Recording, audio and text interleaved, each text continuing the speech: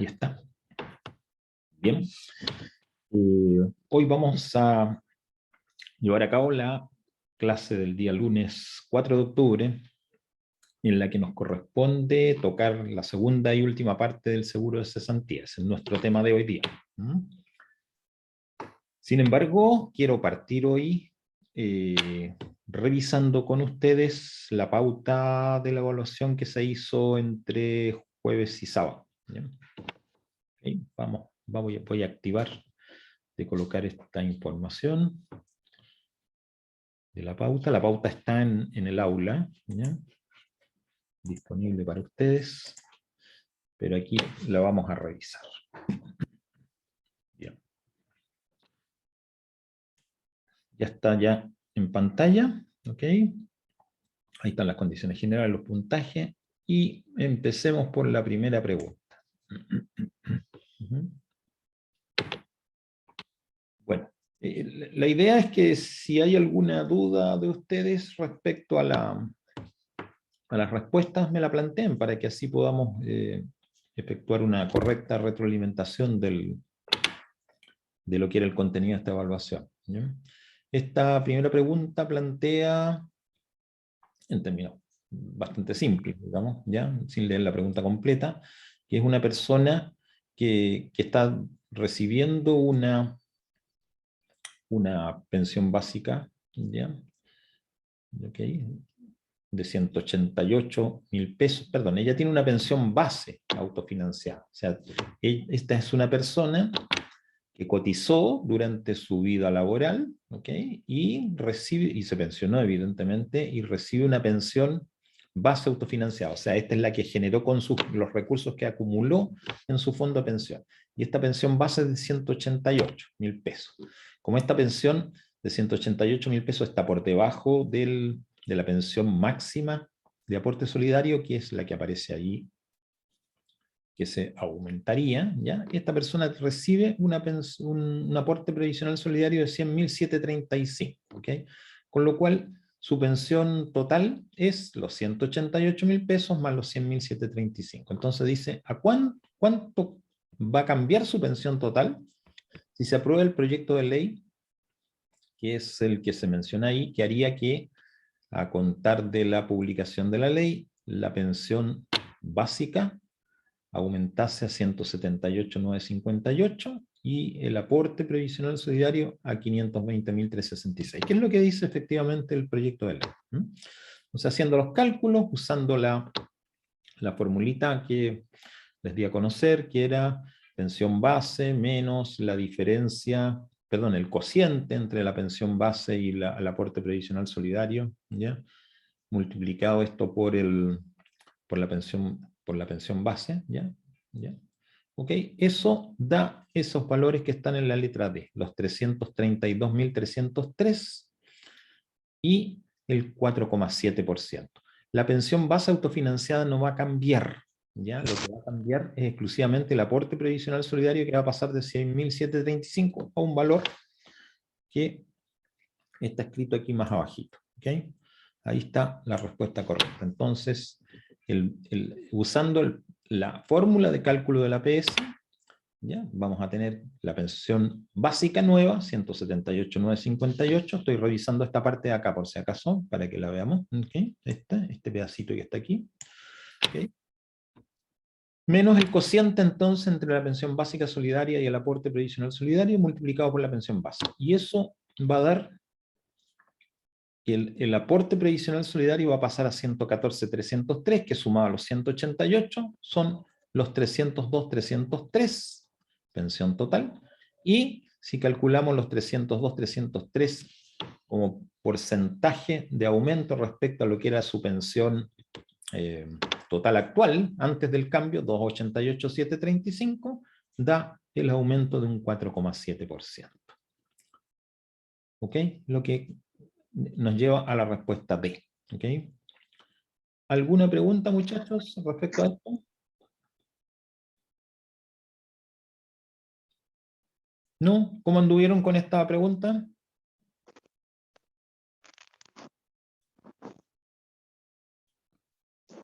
Bien, profe. Bien, profe. Bien, Cristóbal. Bien. ¿Ok? Bueno, después tenemos la segunda pregunta. Nos dice lo siguiente. Aquí la clave va a estar en una frasecita. ¿Eh? Dice, don Carlos tiene 59 años cumplidos y va a recibir un bono anual por desempeño de 2.500.000 pesos, el que ha decidido aportar en un 100% a su cuenta de capitalización individual de depósitos convenidos en su AFP. ¿Cuáles de los 5 multifondos puede elegir para efectuar su depósito convenido? ¿Okay? Él va a llevar estos 2,5 millones, que es el bono que está recibiendo, como un ahorro voluntario, ¿ok? Un ahorro voluntario, no es un aporte obligatorio, ¿ya? ¿Ok? Por ende, estamos hablando de que el valor que está ingresando, ¿ok? Y si va a una cuenta de ahorro voluntario, cualquiera que sea, pero en este caso va a uno en particular que es depósito convenido, los aportes que se hagan, las cotizaciones que se hagan voluntarias, no tienen limitación de fondos, ¿ok? No tienen limitación de fondos por edad ni por ningún motivo, ¿ya? Por eso la respuesta es la D. Por eso dice, en el caso de los depósitos convenidos, el afiliado elige libremente entre los 5 fondos sin limitación. La limitación de edad solamente corresponde para los aportes a la cuenta obligatoria, ¿okay? Que se financia con el 10% de cotización. Ese es el único tipo de cotización que tiene esa limitación. ¿Okay? ¿Alguna pregunta con respecto a la número 2? ¿A la respuesta?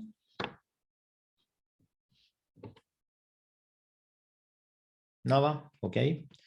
Luego la tercera pregunta nos dice, la señora Lidiana es madre de 5 hijos, de los cuales solamente 3 sobreviven actualmente. ¿Ok? Fue madre de 5 hijos. 3 sobreviven, otros 2 fallecieron en el camino. Ella se pensionó por vejez con renta vitalicia en una compañía de seguro de vida en el mes de abril del 2008. ¿Okay? Y tiene actualmente 73 años.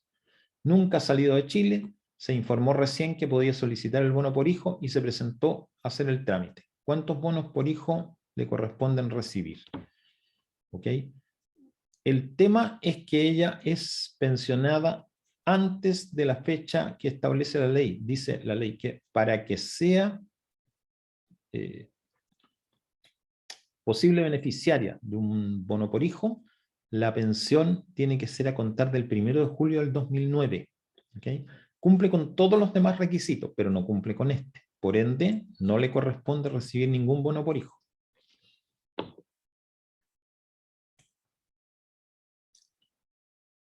¿Cuál de las siguientes afirmaciones es incorrecta? Incorrecta, ¿ok? Perfecto.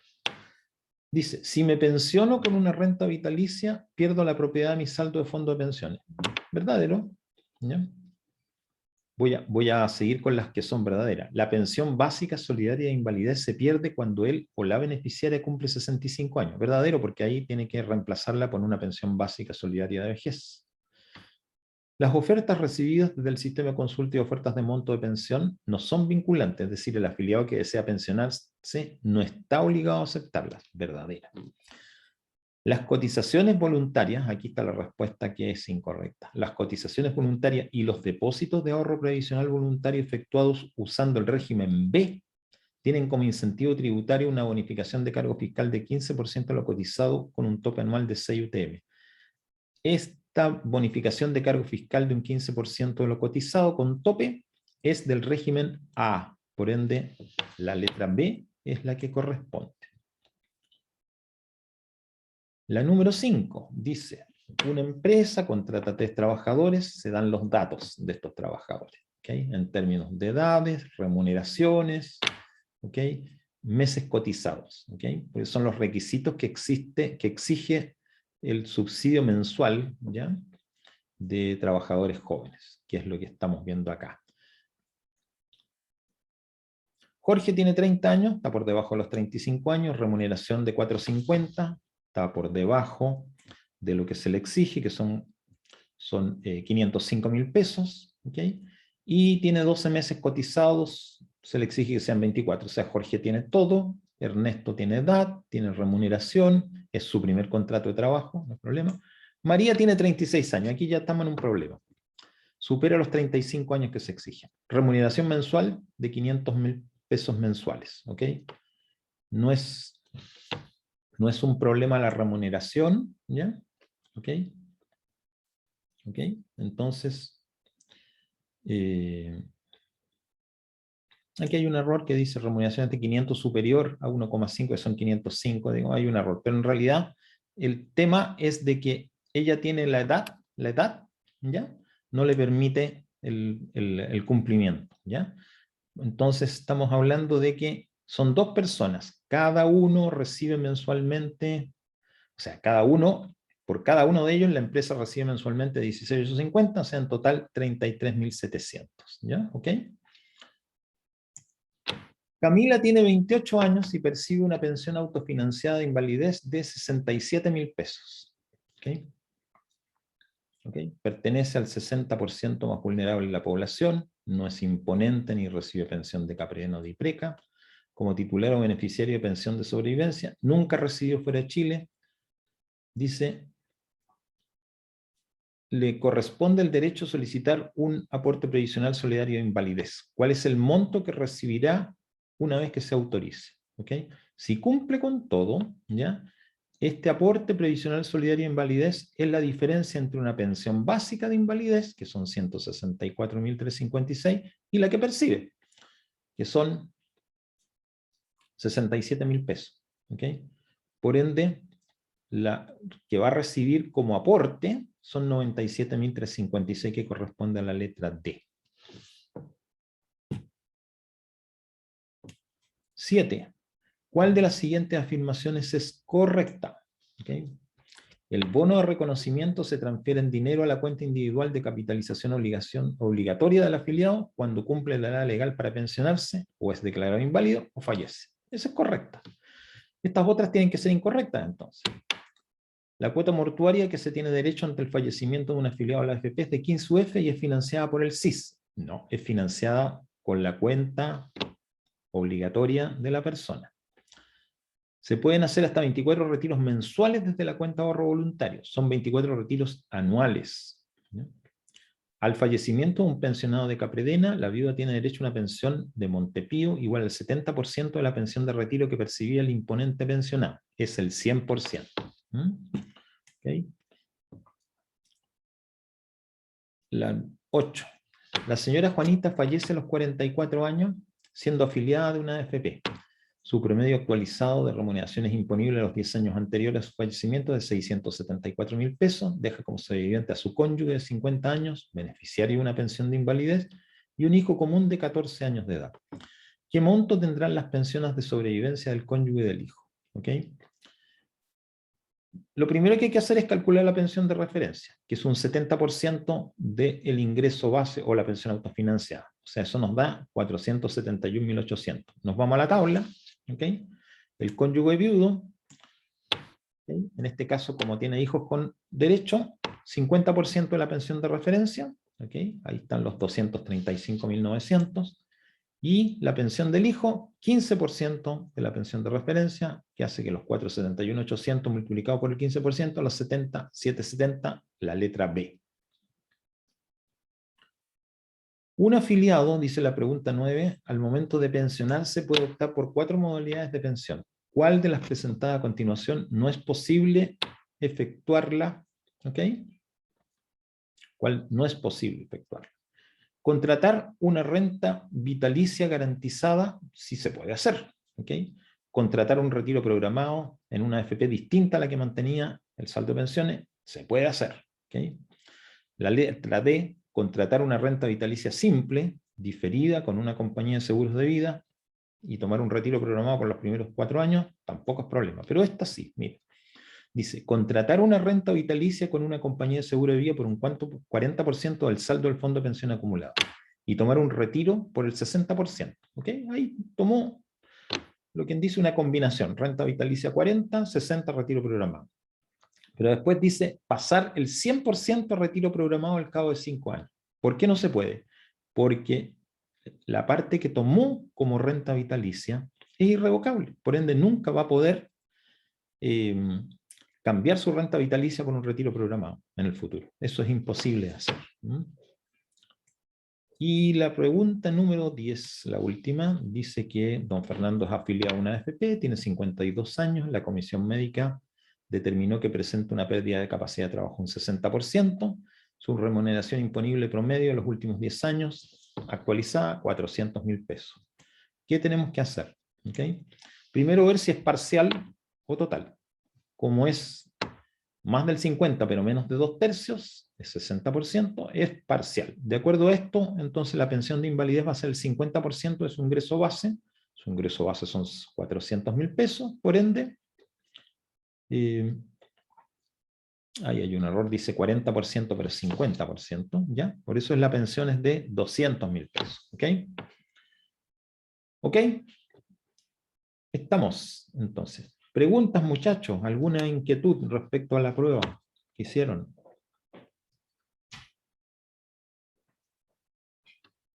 ¿Les pareció fácil, difícil, mediana? ¿Estaba dentro de lo que esperaban? ¿Inesperadas las preguntas?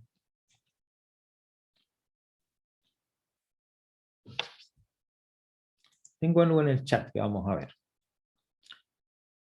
Benja Moya me pregunta, en el caso de haber sido cuenta obligatoria, ¿ya? ¿Ok? ¿Qué alternativa habría sido la correcta? Esto es la pregunta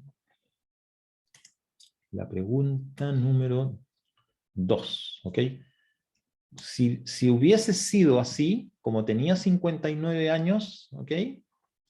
La persona, y esto hubiera sido aporte a la cuenta obligatoria, habría sido la respuesta, solamente puede elegir entre los fondos B, C, D y E. Porque ahí habría aplicado la limitación de edad. ¿Ok?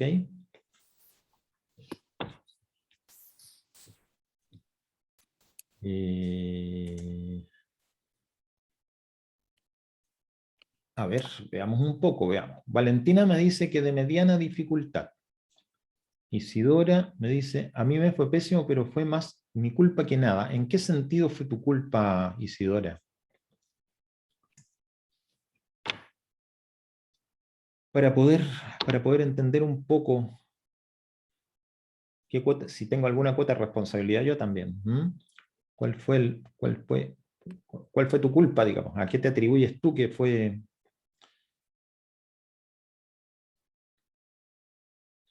Mientras me contesta Isidora, Romina me dice, los ejercicios me complicaron un poco, no entendí mucho cómo sacar los cálculos. Ya. Bueno, mira, fundamentalmente Romina y en general, lo que yo trato de hacer en las evaluaciones es de aplicar, ¿ya? Lo que hemos, digamos, transmitido en clase, ¿ya? No hago preguntas de tipo memoria, ¿ya?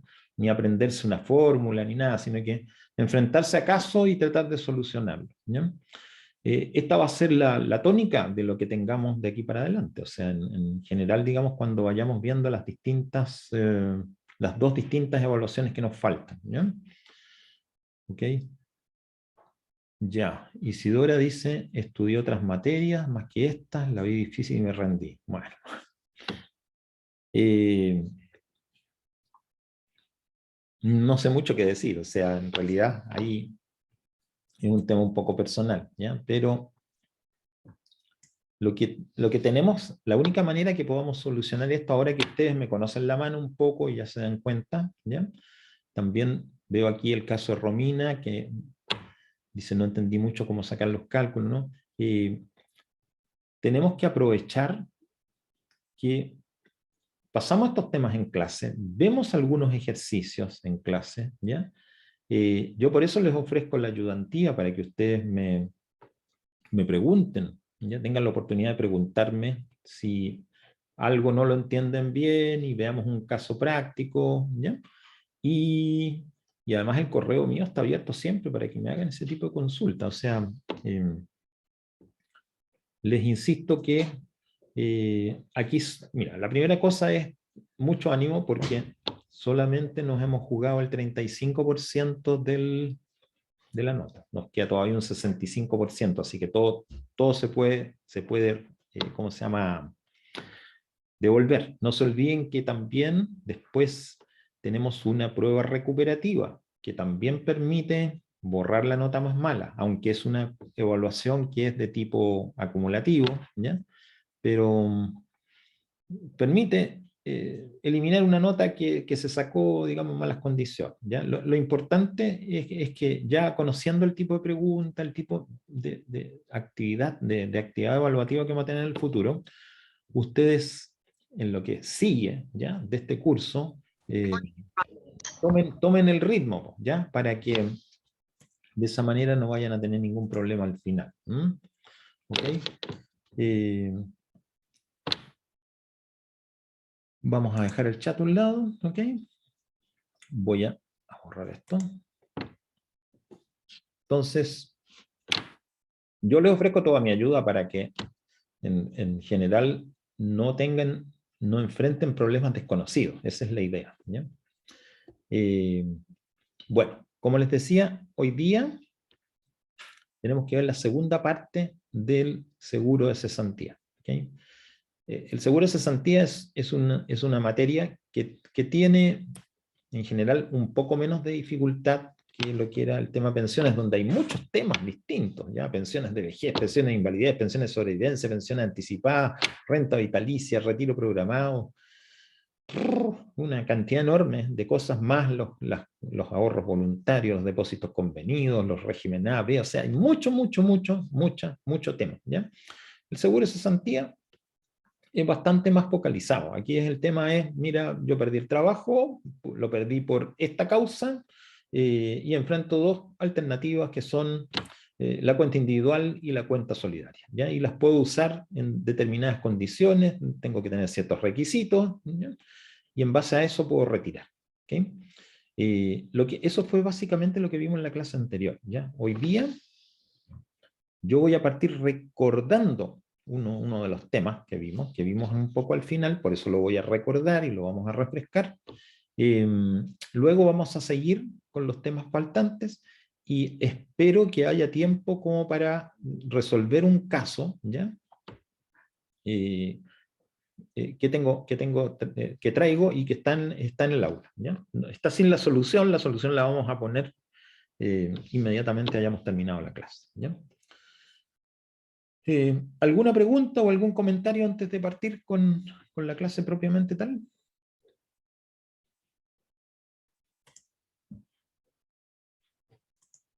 ¿Nada? Bien. Ahí estamos haciendo entonces compartir lo que es nuestra presentación de hoy día. Bien. Entonces, les decía, quiero recordar un tema que vimos en la clase anterior, pero que lo quiero recordar hoy de nuevo, ¿ya? Que es la flexibilización de acceso al seguro de cesantía. O sea, el seguro de cesantía funciona con ciertas bases, ¿ya? Que son las que están en la ley principal, ¿ya? ¿Okay? Esos requisitos para que una persona pudiera acceder al seguro de cesantía fueron flexibilizados, o sea, facilitados. Lo hizo más fácil esta ley. ¿Por qué lo hizo esta ley más fácil? Porque estaba el tema de la pandemia, ¿ya? Fue lo que gatilló que se sacara esta ley, que es transitoria, que tiene un término, que no es eterna, ¿ya? Pero que dio algunas mejoras que hicieron más fácil acudir al seguro de cesantía y obtener una mayor cantidad de dinero con cargo a él. Entonces, voy a partir con este vídeo, ¿ok? Que es cortito, así que no nos va a llevar mucho tiempo. A ver, vamos a conectarlo. Salen con propaganda nuevamente, pero esta vez no salió. Su seguro de cesantía, más fácil y con menos requisitos. De manera transitoria, y mientras esté vigente la ley que flexibiliza los requisitos del seguro de cesantía, más personas que hoy están desempleadas y que no cumplían con los requisitos para acceder podrán hacerlo. ¿De qué podrán hacerlo? Antes de seguir, ¿lo están viendo, muchachos? A ver. No, No, profe, no se ve. Ya, muy bien. Esa era una duda que tenía precisamente. Lo voy a compartir porque a veces pasa eso de que no se bajarlo. Voy ahí a dejar de compartir.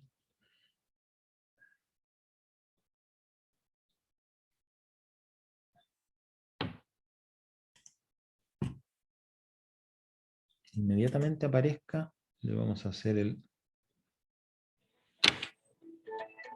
Su seguro de cesantía, más fácil y con... Espera un poquito.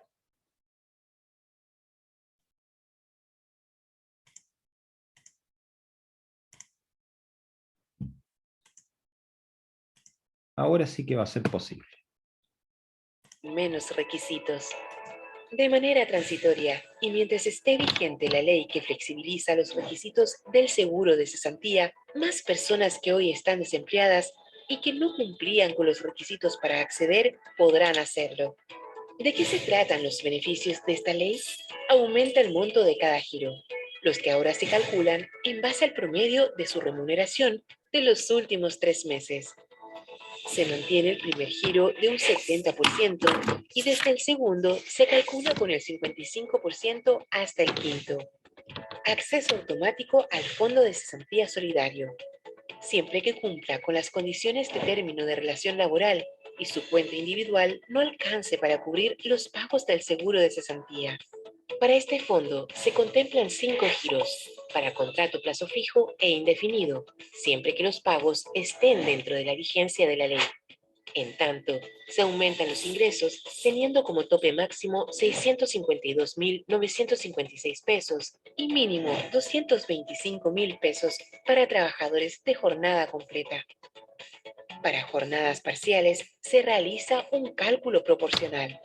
Y si usted ya solicitó el seguro de cesantía y aún tiene pagos pendientes, se recalcularán los montos de acuerdo a los nuevos porcentajes.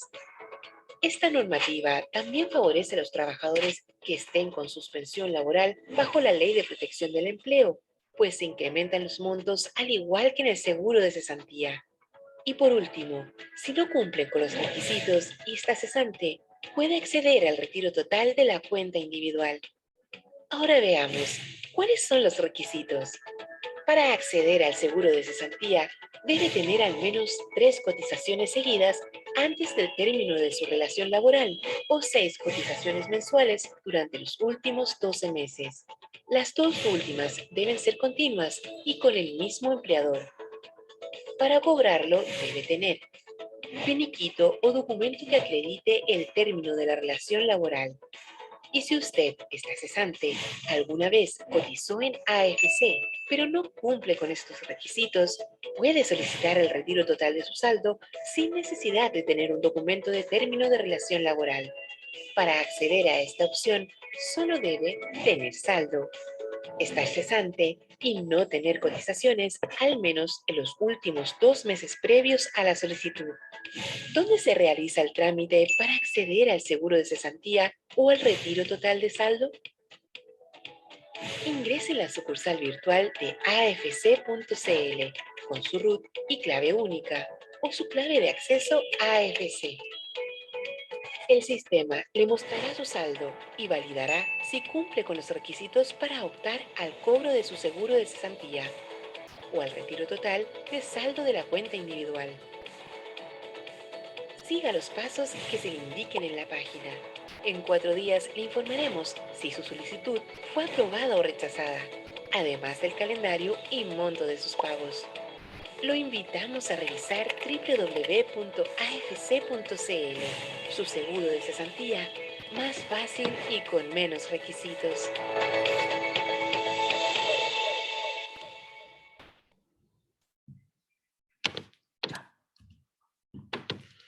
Ok, vamos ahora a cerrar esto. Y vamos a volver a compartir nuestra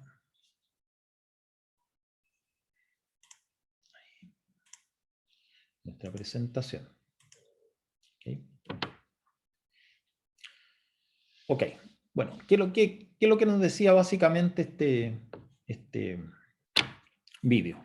Que cambiamos los requisitos haciéndolos más blandos, más fáciles, para acceder al seguro de cesantía. ¿ya? Entonces vamos a recordar algunas de las cosas que nos decían allí, ¿ya?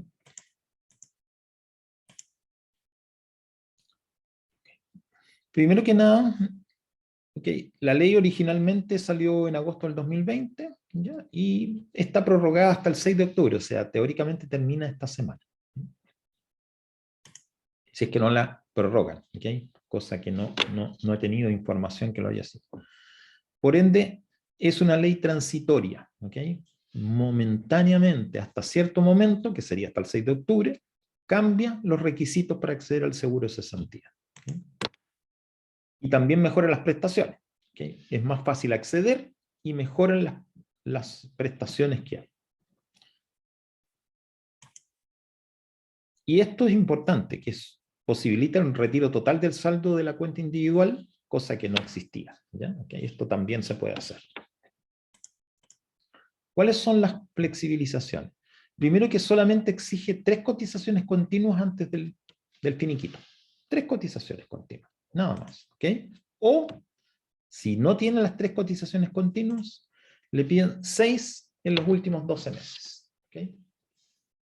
Y las 2 últimas sí que tienen que ser continuas y con el mismo empleador. ¿Okay?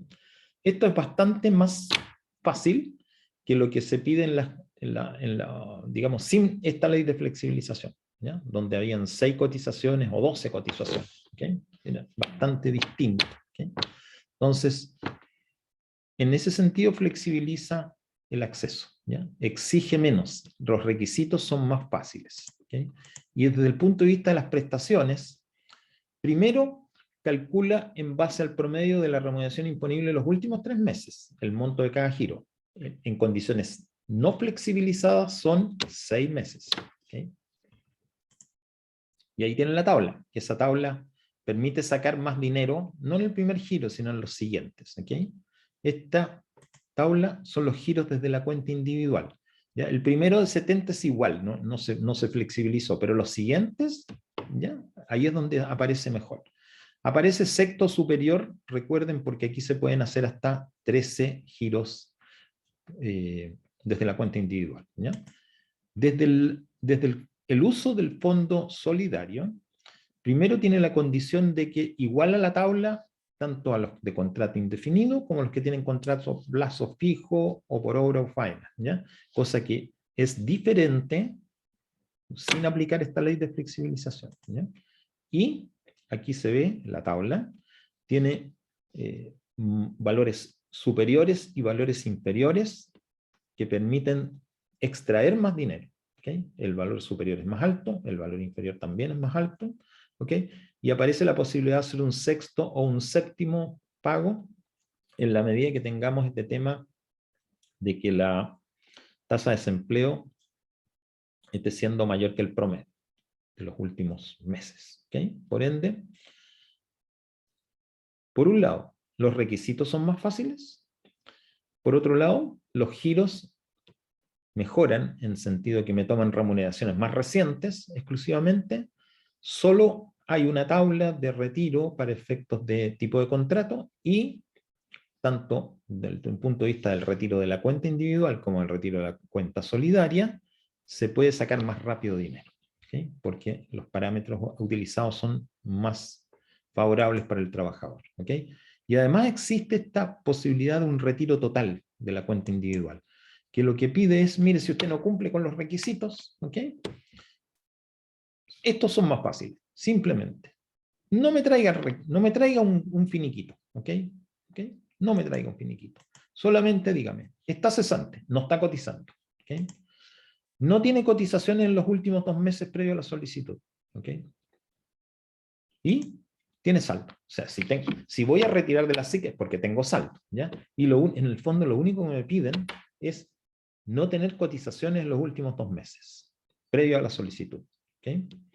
¿Okay? Y no estar cotizando en el mes en que uno está pidiendo, por supuesto. ¿Okay? Se supone que una persona... Eso es todo, y con eso puedo retirar. ¿Okay? Todo lo que tengo, sin necesidad. Esos son los requisitos, muchachos. ¿Ya? ¿Algún comentario, alguna pregunta, algo que les interesaría conocer respecto a la flexibilización? La ley de flexibilización de acceso al seguro de cesantía.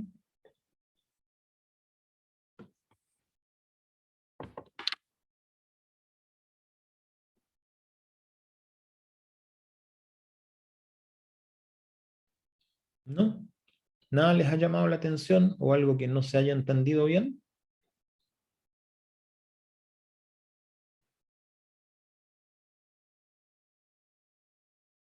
¿No? Ok. Vamos a ver ahora entonces un adicional.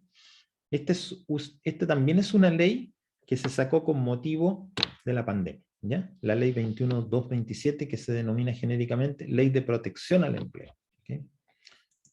¿Cuál es el propósito de la Ley de Protección al Empleo? Como dice la palabra, proteger la fuente laboral de los trabajadores. ¿Okay? Y permitirles acceder a las prestaciones y complementos del seguro de cesantía. ¿Qué pasa? O sea, la pandemia que parte digamos, en sus primeras manifestaciones en febrero, marzo del año 2020, fue creando progresivamente las condiciones para que empezaran a decretarse cuarentenas. ¿Ya? Las cuarentenas en distintas comunas y distintas ciudades y distintas regiones trajeron como consecuencia de que se dificultó la movilidad de las personas. En el fondo, la cuarentena era: usted se queda en su casa. ¿Okay? Y si usted se queda en su casa, no puede ir a trabajar. ¿Okay? Y si usted se queda en su casa, no puede también tener las mismas facilidades para poder desplazarse a otros lugares, y por ende también las empresas comienzan a tener dificultades para poder vender sus productos. ¿Okay? No tienen los trabajadores disponibles y por otro lado no tienen los clientes disponibles. Y en consecuencia, muchas empresas comenzaron a tener grandes dificultades porque no podían vender, porque no podían producir y porque no podían vender porque no tenían los clientes disponibles. ¿Ya? Uno de los sectores más golpeados por estas cuarentenas fueron los sectores de servicios dedicados al turismo, ¿okay? Dedicados al tema de restauración, transporte de pasajeros, ¿ya? Comercio en general, ¿okay? Porque la cuarentena hizo, por ejemplo, cuando estábamos hablando de turismo, hizo que se paralizaran todas las posibilidades de efectuar viajes, de recibir turistas del extranjero, de personas que salieran de Chile al extranjero, y el turismo nacional en desplazamientos entre regiones, entre ciudades. ¿Okay? Y todo lo que fue restauración ocurrió exactamente lo mismo, porque todo eso significaba posibilidades de propagar la enfermedad. Por ende, la consecuencia lógica, si no se hacía absolutamente nada, era de que gran cantidad de personas perdieran el empleo por la imposibilidad que tenían las empresas de poder pagarle la remuneración. ¿Okay? Por eso es que salió esta ley, ¿ya? Que, entre otras cosas, ¿ya? Dio la posibilidad inédita hasta esa fecha de que se suspendiera momentánea o transitoriamente la relación laboral. ¿Okay? O sea, vamos a poner un ejemplo, usted trabajaba en un restaurante, ¿okay? Y el restaurante no podía funcionar, ¿ya? El restaurante no tenía capacidad de generar ingresos. Por ende, necesariamente ese empleador iba a tener que finiquitarle el contrato de trabajo.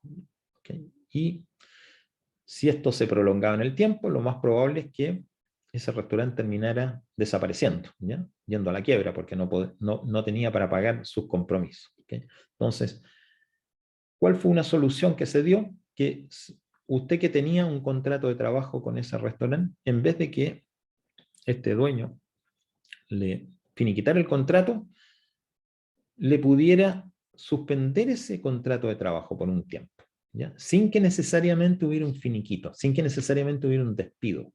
¿Okay? Pero la gracia, digamos, que había en esto, era de que ya no tenía que pagarle su remuneración porque la remuneración se la podía transferir a al seguro de cesantía, ¿no? Entonces, el seguro de cesantía se hacía cargo de su remuneración, no en forma completa, por supuesto, en forma parcial, ¿ya? Pero el trabajo no se perdía. ¿Okay? Esa fue una de las opciones, yo diría la principal, que sacó esta ley de protección al empleo. ¿Okay? Vamos a mirar ahora entonces a continuación las alternativas, porque habían varias. ¿Ya? Lo principal aquí hay como filosofía de esta ley es que el trabajador deja de prestar el servicio convenido en forma transitoria y hace uso del seguro de cesantía. Piensen que hasta esta ley, el uso del seguro de cesantía por requisito obligaba a que hubiera un finiquito.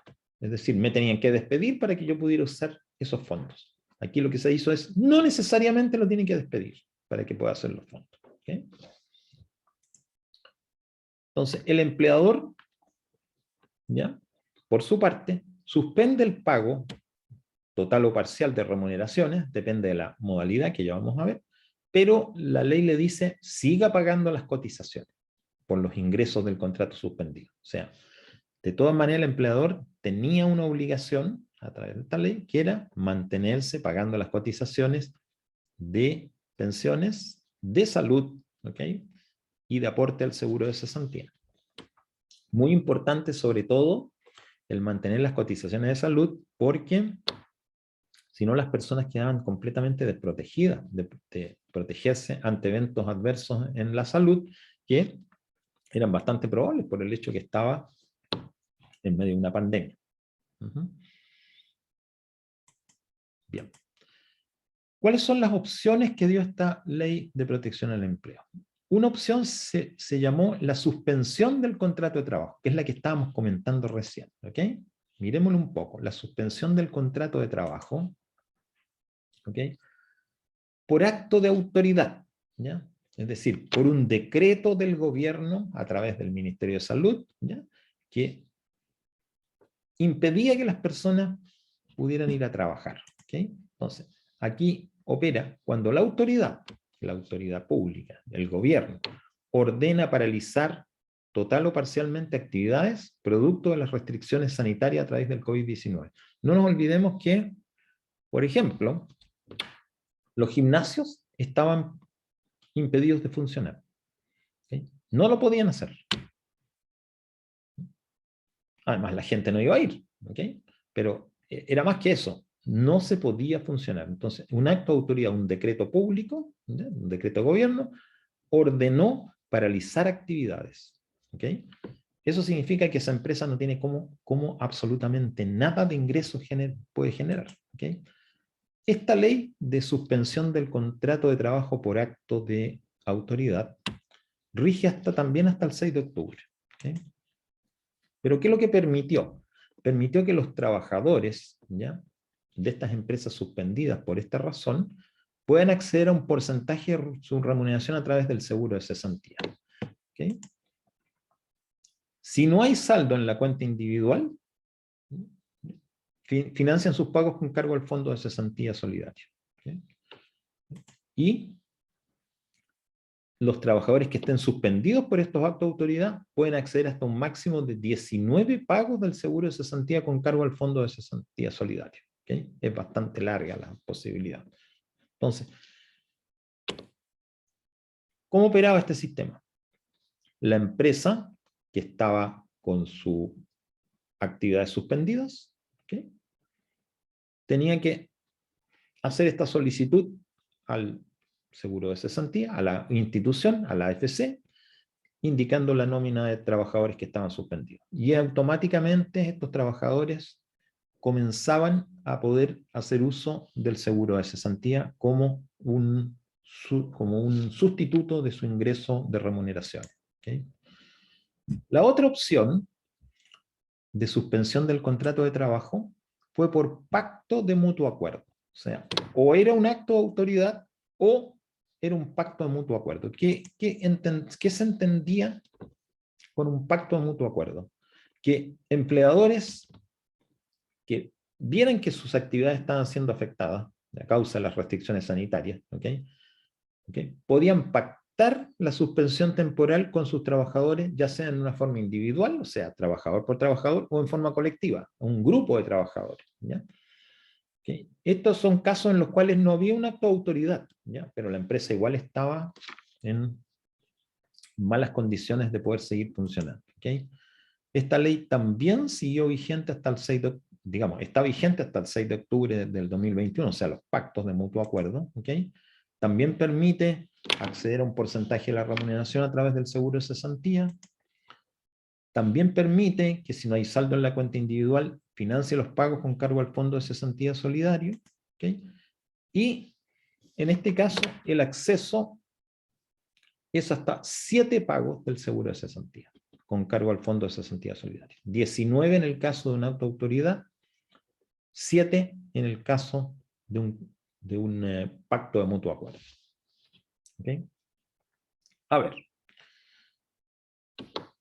quiero preguntarles si estamos entendiendo la diferencia entre una suspensión por acto de autoridad y una suspensión por pacto de mutuo acuerdo.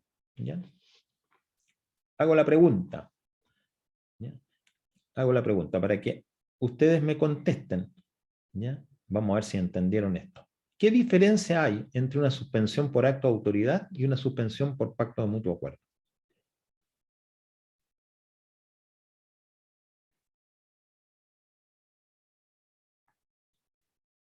La ley permite las dos. Da diferentes beneficios. ¿Ok?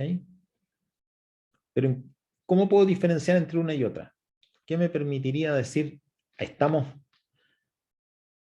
mis trabajadores pueden acceder por este sistema o por este otro? ¿Qué hace diferente entre uno y otro? La horda no pude escucharla bien, pero por lo que pude entender, el ¿Mm? horda lo define el Ministerio de Salud y ¿Ya? este lo define el dueño de la empresa. Muy bien, Sebastián. Exactamente esa es la diferencia. ¿Ya? Una empresa que sus actividades son suspendidas por un decreto de gobierno, ¿ok?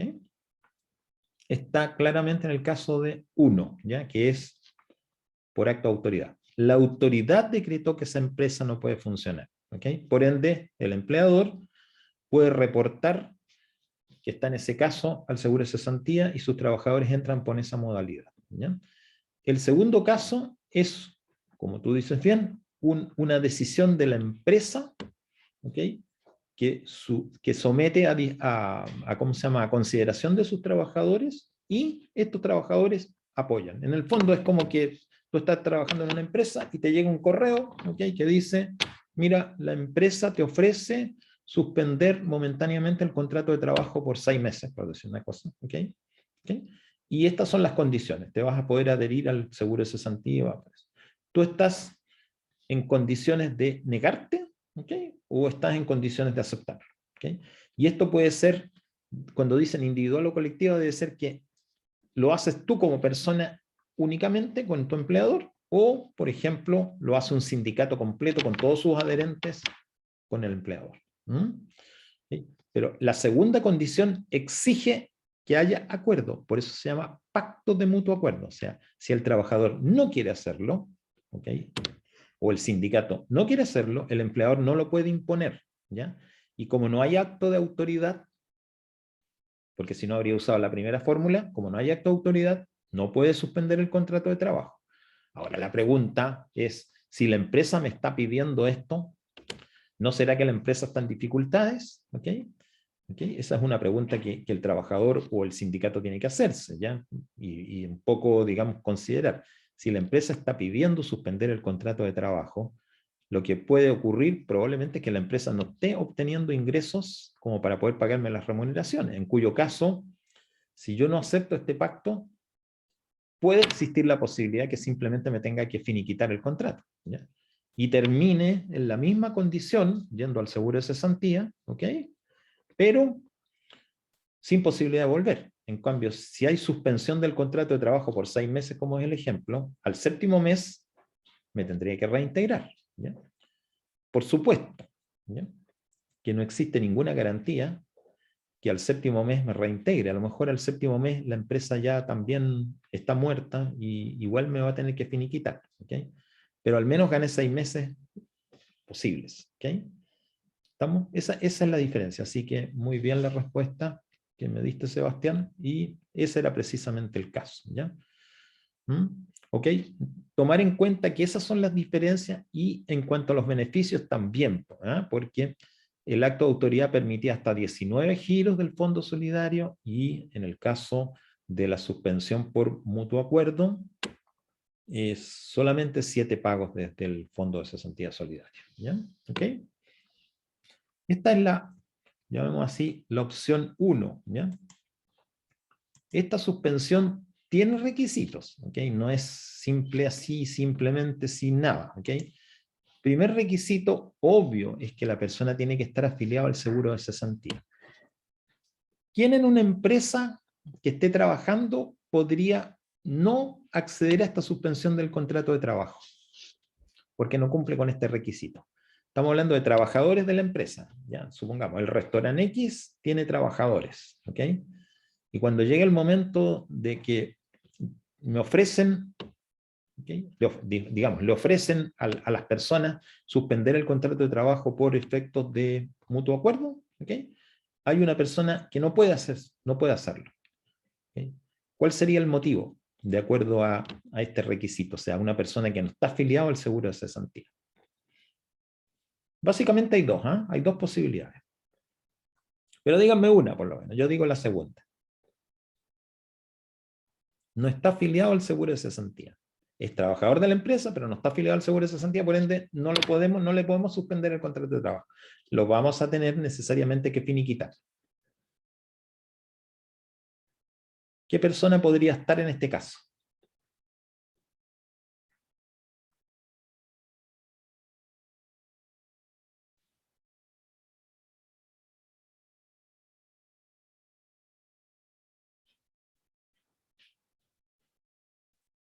Ustedes dicen una, yo digo la segunda. Le voy a decir la segunda, ¿ok? Puede ser una persona que es pensionado y que está trabajando en esa empresa, pese a estar pensionado, lo cual es perfectamente posible, ¿ya? Pero la ley del seguro de cesantía dice que el empleador no está obligado a cotizar por una persona que ya tiene una pensión. Por ende, no afilió a esta persona, que es parte de sus trabajadores, y por ende no va a tener derecho a poder suspender el contrato de trabajo porque no cumple con el requisito de estar afiliado al seguro de cesantía.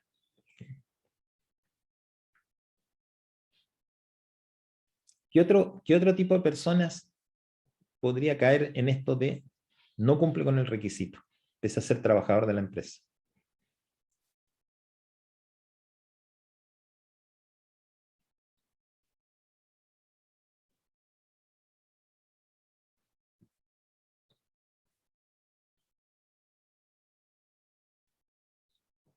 Recuerden los excluidos.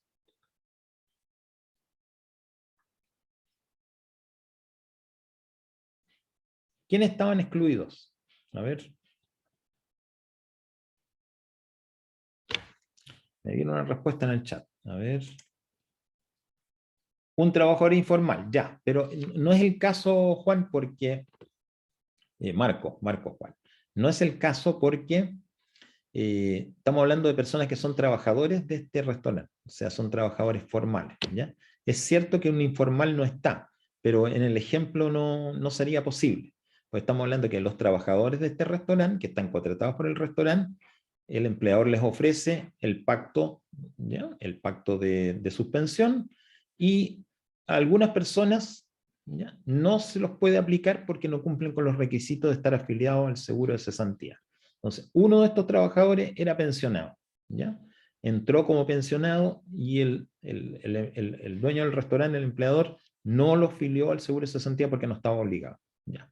Ese es un caso. ¿Qué otro caso?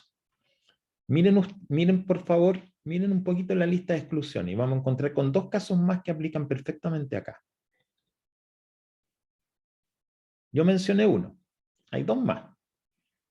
Voy a mencionar un segundo, ¿ya?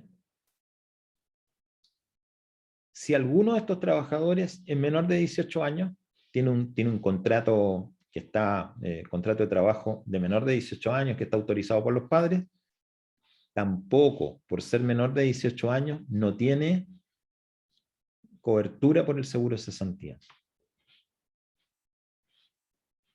¿Quién más? Un tercer caso. Ya con ese ya nos quedamos tranquilos.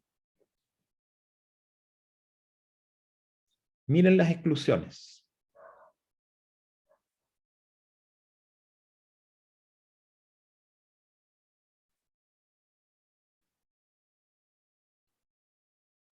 La de funcionarios públicos no aplica, porque aquí no estamos en un restaurante del Estado, ¿ya? Tampoco contrato de aprendizaje tampoco aplica, ¿ya? No va por ahí la cosa.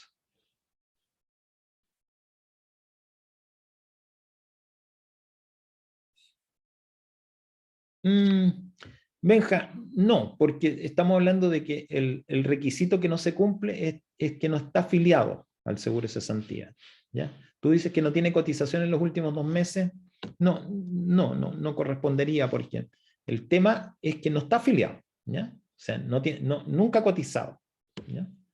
¿Ok? A ver, voy a dar una pista. ¿Cuándo se creó el seguro de cesantía? ¿De cuándo está vigente? ¿De qué año?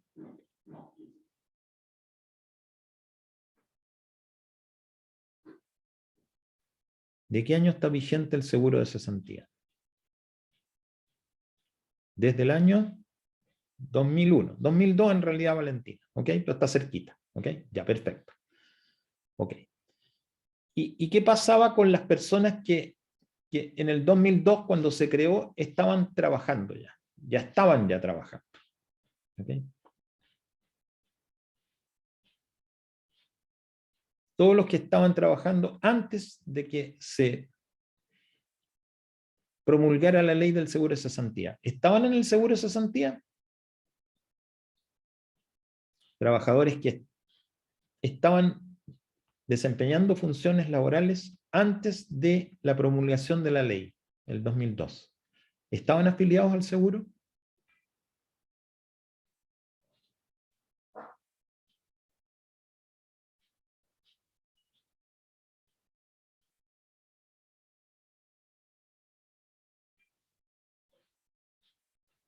Si el seguro de cesantía partió el 2002, los que estaban trabajando en la empresa antes de esa fecha, ¿estaban afiliados al seguro de cesantía? No, no lo estaban. No, porque no había ninguna ley, ¿ya? ¿Qué pasó con esos trabajadores? ¿Qué opciones tenían? ¿Era voluntario? ¿Cómo? ¿Era voluntario el traspaso al Era seguro de cesantía? voluntario, ¿no es cierto? ¿Y qué pasa si una persona nunca se pasó nunca se incorporó? No cotiza. Y por ende no está afiliado, ¿ok? Ese es el tercer caso, ¿ya? Entonces, mira, esta suspensión del contrato de trabajo que estamos diciendo que requiere que esté afiliado al seguro de cesantía, hay 3 casos que vimos de que puede ser de que los trabajadores de este restaurante no puedan suspender el contrato de trabajo, ¿ya? Uno, porque son menores de 18 años y no les aplica, ¿ok? 2, ¿cuál es el segundo que mencionamos? Era de que era pensionado, ¿ok? No le aplica. Y 3, que haya sido un trabajador que no se afilió nunca porque a la fecha de promulgación de esta ley, el 2002, ya estaba trabajando. Y pese a que tenía la opción de voluntariamente afiliarse, no lo hizo, ¿ok? Si en ese restaurante hay 3 trabajadores con esos 3 grupos, con esas 3 datas, no van a poder suspender el contrato de trabajo ni por acto de autoridad ni por pacto, ¿ok?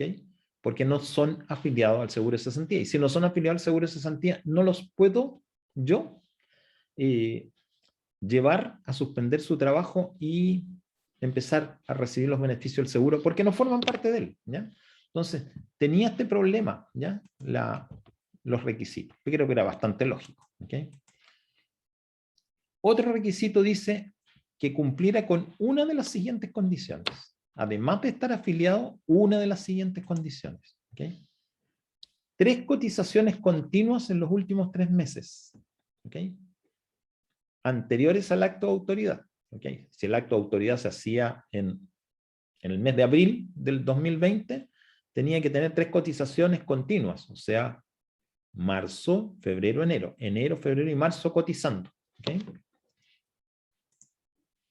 Si no las tenía, entonces le preguntaban, ¿tienes 6 en los últimos 12 meses? ¿Ok? Ya, ok, pero además las últimas 2 con el mismo empleador en los 2 meses anteriores. O sea, ya no es enero, febrero, marzo, sino que febrero y marzo, ¿ya? Las 2 últimas con el mismo empleador en los 2 meses anteriores al acto de autoridad, pero además, si tenía solamente 2, entonces tenía que tener 4 más en algún momento, en los últimos 12 meses. ¿Ok? Y le exige que al empleador que tenga las cotizaciones pagadas o declaradas. ¿Okay? ¿Okay? En el mes anterior al de la suspensión. ¿Okay? En este caso, cotizaciones pagadas al mes de marzo. ¿Okay? Ese era el requisito. O sea, ¿se podía suspender el contrato de trabajo por acto de autoridad? Sí, se podía. ¿Okay? ¿Se podía suspender el contrato por pacto? También se podía, pero se necesitaban ciertas condiciones, ¿ya? La principal de todas, afiliado al seguro de cesantía. Además, cierto número de cotizaciones previas y además que estuvieran declaradas o pagadas. ¿Okay? O sea, ni siquiera le exigía que estuvieran pagadas, podían estar declaradas. En el fondo yo hago la declaración y digo el pago lo voy a hacer a futuro. ¿Okay? Podía ser. Esas eran las condiciones para la suspensión del contrato de trabajo más estas 2 modalidades. ¿Okay? Luego, la ley permitía otra opción. ¿Okay? Fíjense, esta otra opción dice acordar un pacto de reducción temporal de la jornada de trabajo. Aquí ya no estamos hablando de suspender el contrato, sino que de reducir la jornada. ¿Okay?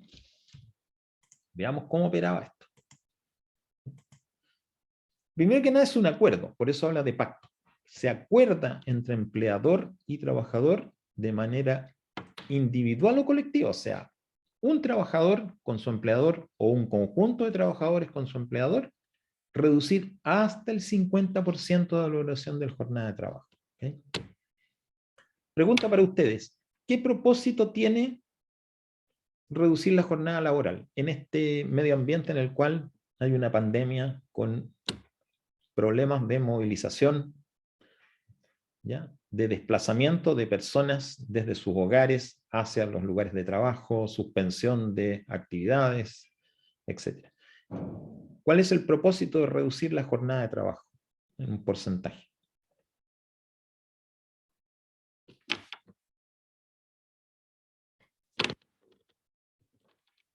¿Cómo contribuye esto a evitar el desempleo, el finiquito de contratos?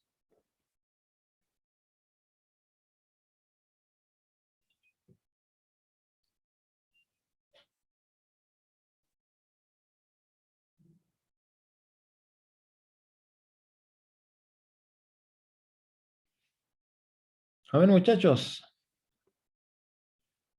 ¿por qué reducir la jornada puede ser una manera de evitar que se tenga que terminar un contrato?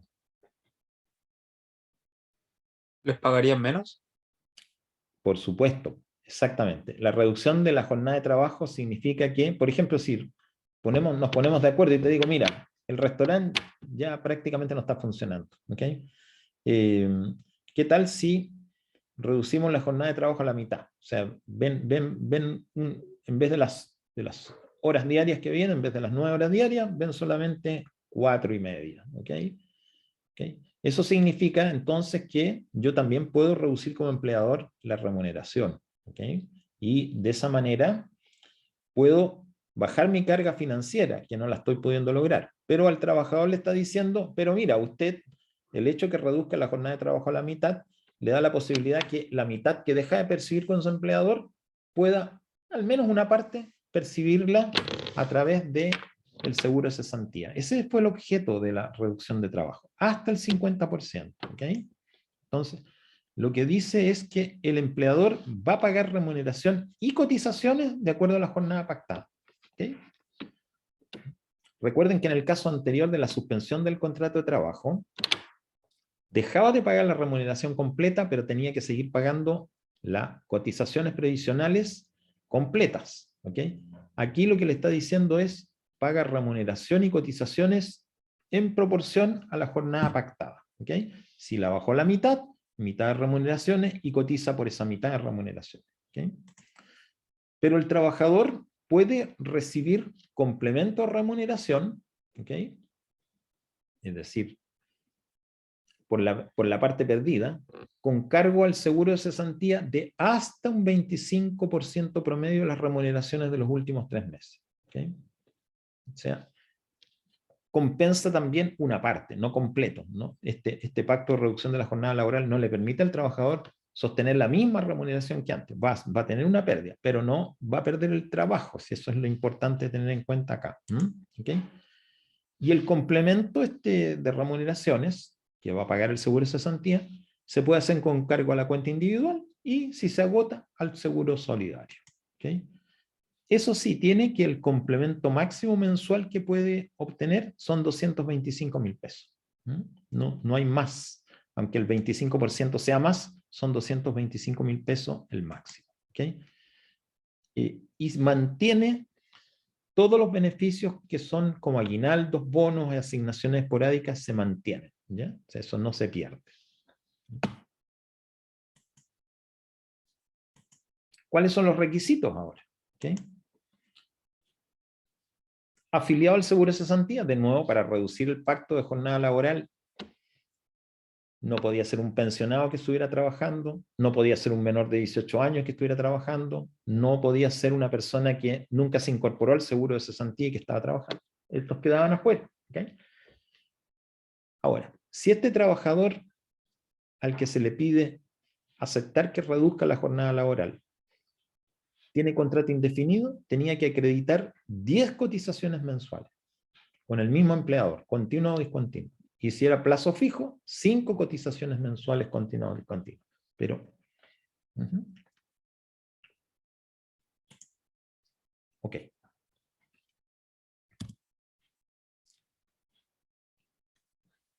¿Cuál es la condición fundamental del pacto de reducción de la jornada laboral? Pregunta para usted. ¿Cuál es el requisito principal? Principal. ¿Okay? Más allá de lo que están viendo en pantalla. ¿Okay? Que son requisitos de ¿cómo se llama? De poder usar el seguro de cesantía. Pero para que hubiera un pacto de reducción de la jornada laboral, ¿qué era lo que necesariamente tenía que suceder?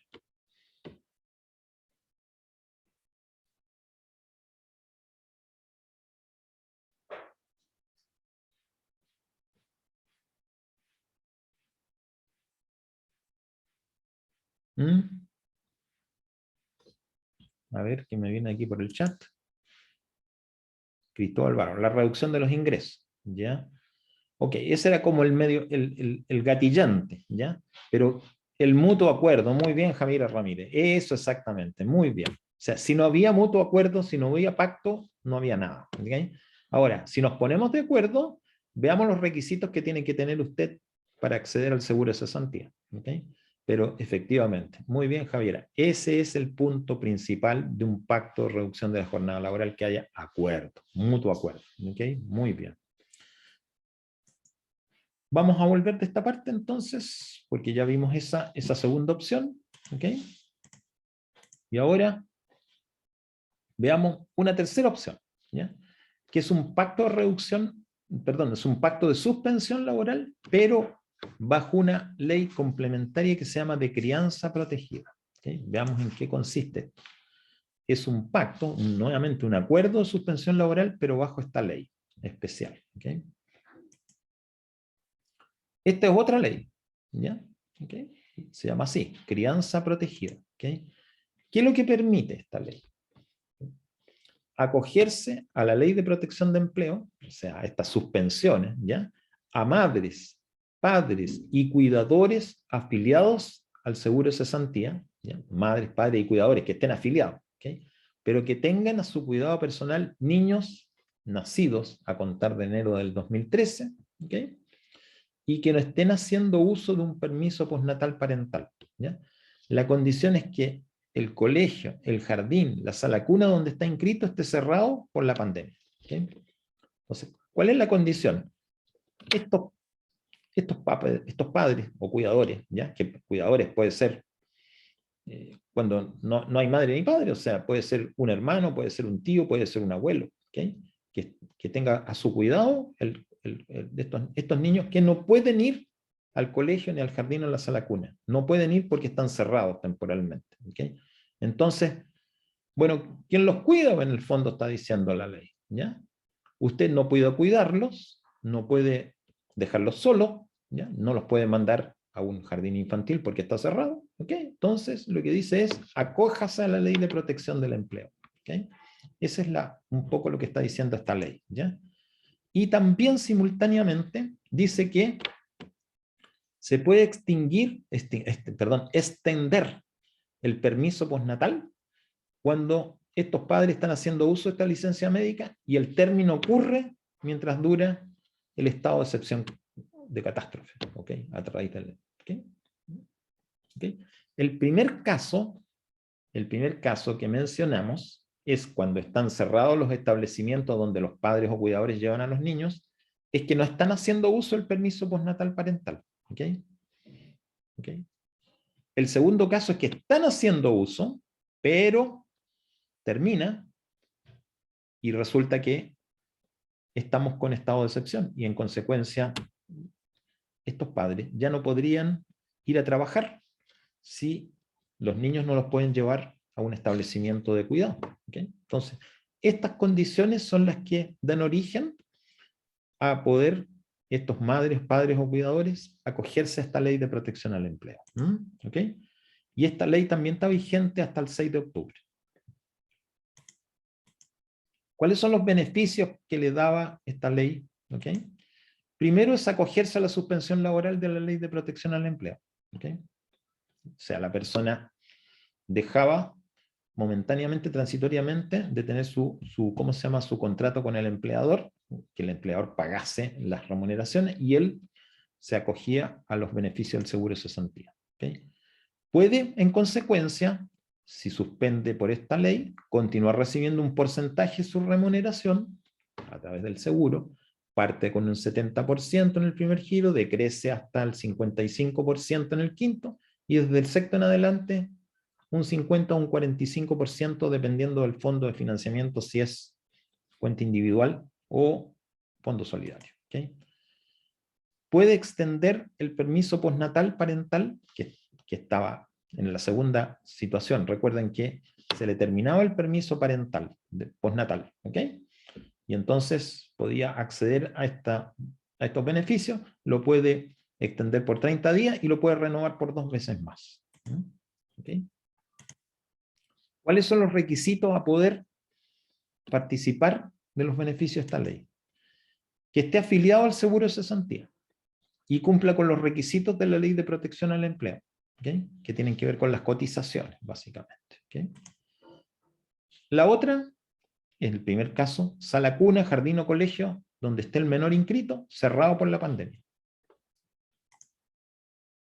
Tercero, ser única persona en el hogar acogida a suspensión laboral bajo la ley de protección al empleo. O sea, si tenemos un matrimonio o dos convivientes, ¿okay? En los cuales uno de los dos ya estaba acogido a la ley de protección al empleo, el segundo no podía acogerse a la crianza protegida, porque ya había una persona que estaba en la casa. ¿Ya? ¿Okay? ¿Cuáles son los efectos para el trabajador y el empleador? Para el trabajador, cesa la obligación de prestar servicio en forma temporal, y para el empleador, cesa la obligación de pagar remuneraciones y asignaciones que no constituyen remuneración. Y se mantiene la obligación de pagar las cotizaciones previsionales. ¿Okay? ¿Ok? Perfecto. Entonces, tenemos este tercer caso, ¿okay? Donde aplicaba la protección al empleo. El pacto de suspensión laboral, ¿okay? Bajo la ley de crianza protegida. Las condiciones son las mismas que están en el primer caso de la suspensión del contrato de trabajo, pero las causales aquí son distintas. Recordemos, causal 1, el establecimiento donde está inscrito el niño, ¿okay? Está suspendido, está cerrado por razones de cuarentena, por acto de autoridad. ¿Okay? 2, el niño está, digamos, no el niño, los padres, ¿ya? O los cuidadores, están con permiso parental, ¿ya? Y termina ese permiso y es durante el periodo en que está vigente el estado de excepción, el estado de catástrofe, ¿ya? Y en consecuencia, ¿cuál sería la situación? Esos padres o ese padre tiene que volver a trabajar, pero no tiene dónde dejar el hijo, ¿ok? Entonces, y con ciertos requisitos que ya mencioné. ¿Okay? Ok. Esta es otra ley que también salió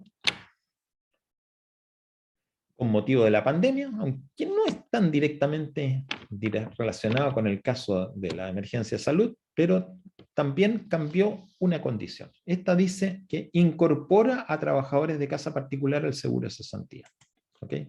Esto es a partir de octubre del 2020. ¿Okay? Entonces, ¿qué es lo que pasó hasta, qué es lo que había antes de esta fecha? ¿Ya?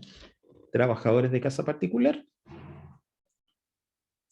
Los empleadores debían cotizar mensualmente un 4,11% de la remuneración pactada a una cuenta llamada cuenta de indemnización, ¿ya? Cuenta de indemnización, así se llamaba, en la que se enteraba en la AFP donde el trabajador cotizaba.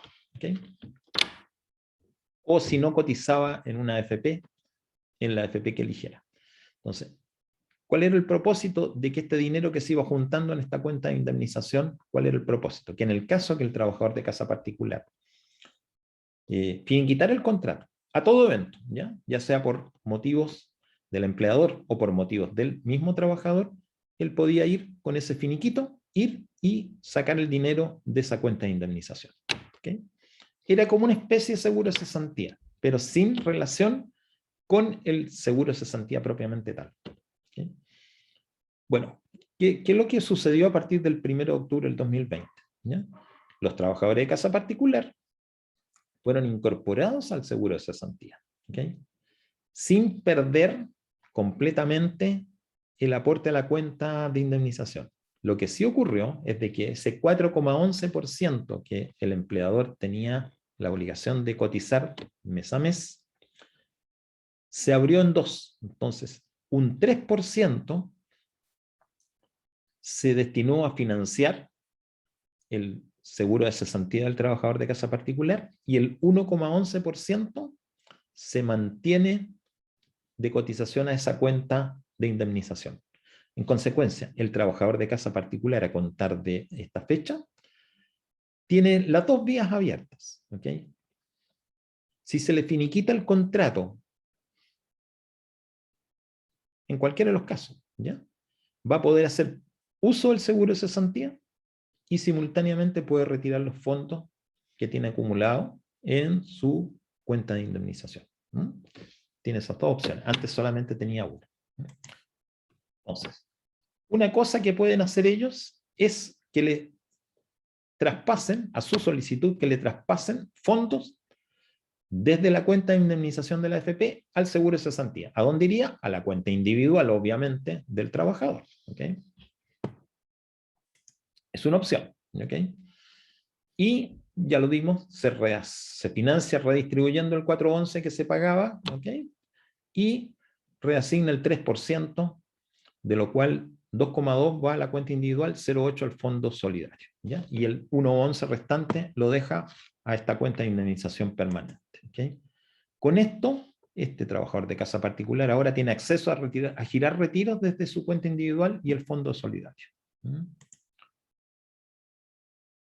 Y con eso le aparecieron algunas cosas. Como es afiliado ahora, cosa que no era antes, tiene acceso a suspender contrato o a reducir jornada. ¿Okay? Utilizando entonces el seguro de cesantía. ¿Okay? ¿Se dan cuenta que algo cambió? Cambió algo importante. Una trabajadora de casa particular, ¿okay? Que tenía un hijo, ¿okay? Pequeño, ¿okay? 1 año. Voy a poner un caso. Tenía un hijo pequeño de 1 año, ¿okay? Y lo que estaba haciendo era mandarlo a un jardín infantil o una sala cuna. ¿Okay? Llega la pandemia. Le cierran el establecimiento. Es una madre que no tiene, ¿cómo se llama?, otros hijos. Es jefa de hogar. ¿Ok? ¿Qué hacía? ¿Cuál era su situación en ese caso? Insisto, trabajadora de casa particular, tenía un hijo menor de 1 año, lo enviabas a la cuna, comienza la pandemia y cierran la sala cuna o el jardín infantil donde llevaba al niño. ¿Qué opciones tenía esa señora?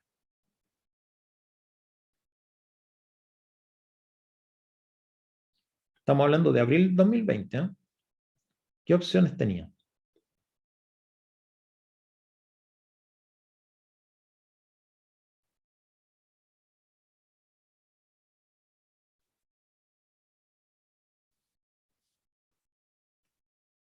¿Qué opciones tenía, muchachos? A ver, piensen, piensen. La señora estaba trabajando, ¿ok?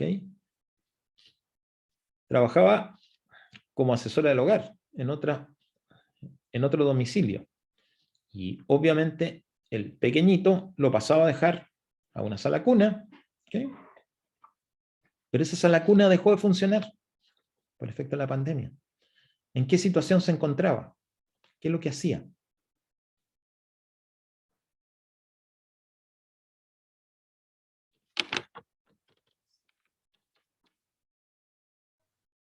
¿Se podía acoger a la ley de crianza protegida? Pero no estaba afiliada al Seguro de Cesantía. Estamos hablando que es abril del 2020. Hasta el octubre del 2020, entre los excluidos estaban los trabajadores de casa particular. En ese caso no tenía opciones. O sea, tenía opciones, pero eran bastante malas. ¿Cuáles eran las opciones que tenía? No podía llevar al niño a dejarlo en la sala cuna o jardín infantil. ¿Ok? ¿Qué es lo que habría tenido que hacer esta señora entonces en esa circunstancia? ¿Cuál era su opción? Mala, pero la única que le quedaba era... En el chat me viene algo. Exactamente, Benja. Elegir entre cuidar al niño o seguir trabajando. La verdad es que la elección prácticamente no existía, porque no. Seguir trabajando no era una opción, porque el niño no puede quedar solo. Un niño de menos de 1 año no puede quedar solo en un hogar. ¿Ya? ¿Ok? En consecuencia, prácticamente la elección no existía. La posibilidad que tenía era renunciar a su trabajo, ¿ok? Y tratar de mantenerse usando los fondos que tenía acumulado en su cuenta de indemnización, que por supuesto, si ella renunciaba, podía usarlo, porque el retiro de la cuenta de indemnización era todo evento. La señora renunciaba, o sea, evidentemente tenía que renunciar, porque no podía dejar al hijo solo en su casa, ¿ok? Porque es muy pequeñito, ¿ok? Y nada, pues no era afiliada al seguro de cesantía en ese momento. Por ende, era una muy mala situación, pero existía la opción. Siempre existe la opción. Lo que pasa es que a veces son tan malas que no parecen opciones, pero era opción. Renuncio, retiro lo que tengo en la cuenta de cesantía y ya. Y bueno, y la situación era bien dramática porque resulta de que eso, ¿cuánto le irá a durar dependiendo de lo que tenía? ¿Ok? Bueno, lo que hizo esta ley fue abrirle la posibilidad, ¿ya?, de que se pudiera afiliar al seguro de cesantía. De hecho, la afiliación era obligatoria. O sea, si un empleador tenía un trabajador de casa particular, a contar del 1 de octubre del año 2020, obligatoriamente debió empezar a cotizar para el seguro de cesantía y con la primera cotización se afilió.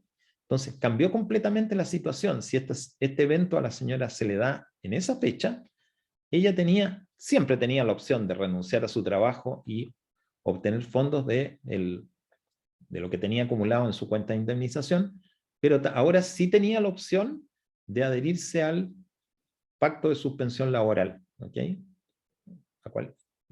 Y en este caso, a la ley de crianza protegida, porque tenía el caso de que le estaban suspendiendo, le estaban cerrando el lugar donde ella mandaba al niño, entonces ley de crianza protegida, significaba que podía acogerse una suspensión laboral, ¿okay? Y obtener dinero, no de su cuenta individual, porque prácticamente no iba a tener nada porque estaba recién partiendo, pero sí del fondo solidario. ¿Okay? Entonces, cambió notablemente la situación. ¿Okay? Bien. En lo que nos queda, vamos a mirar justamente un vídeo que nos habla de esto. ¿Ok?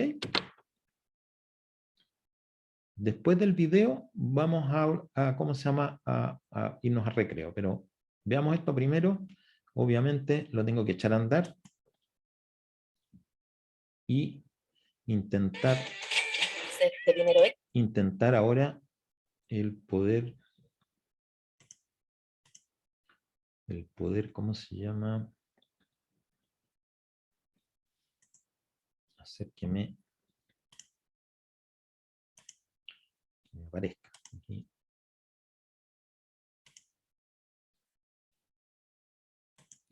Ahí.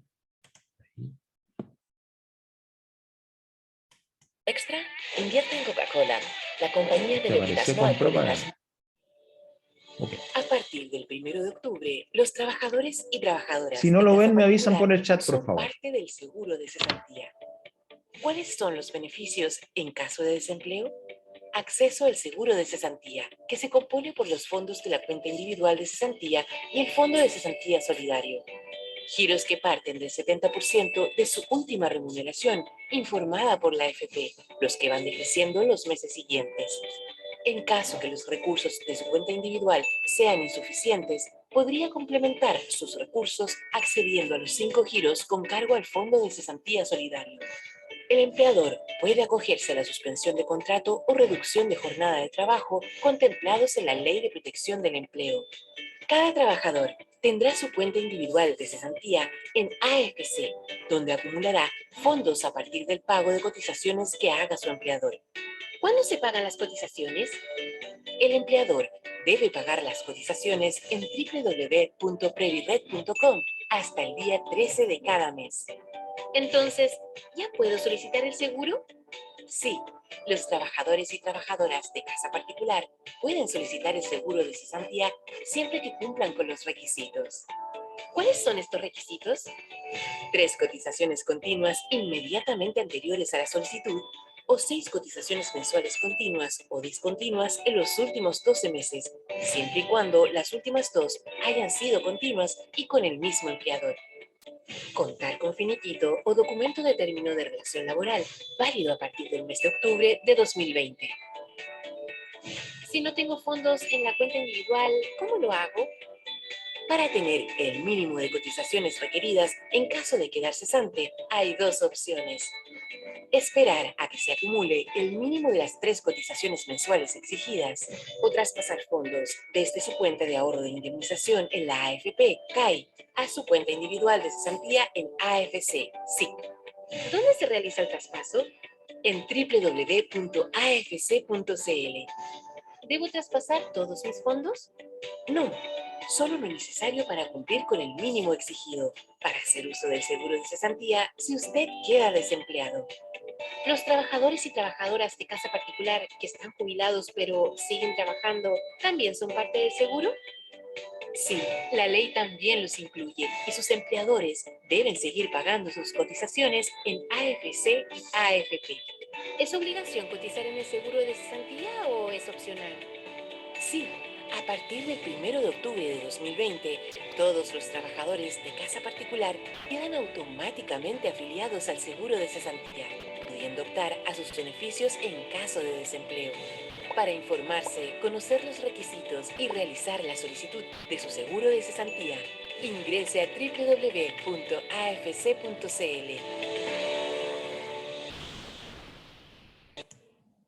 Bien. Después de poner esto bajo la lengua de mi esposo, él nunca volvió a fallar en el momento adecuado.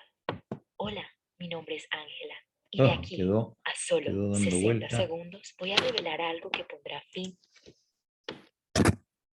Quedó dando vuelta a esto. Ok. Bueno, chicos, son 1/4 para las 12. Es la hora que nos corresponde ir a recreo. ¿Ok?